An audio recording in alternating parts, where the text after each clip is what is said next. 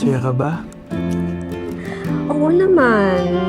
Hindi naman kita palagi ibubo kung di ako masaya, di ba? You can stay until checkout tomorrow. Sayang naman yung binayad ko kung walang gagamit. Iwan mo na ako? I have an early start tomorrow. Family thing. My daughter is...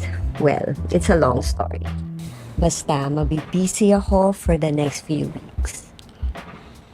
So hindi na muna tayo magkikita niyan. Paano ako? Namimiss kita. Why so needy all of a sudden?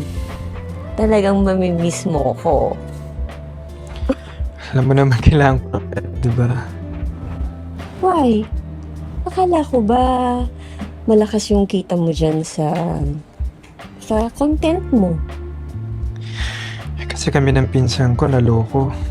Akala namin yung scamming business makakatulong sa amin, pero yun, tinakbo yung pera namin. Oh my goodness! Ayan, ang bilis mo kasing magtiwala. Di ba pwedeng risk taker lang? Hindi mo naman ako kagaya eh.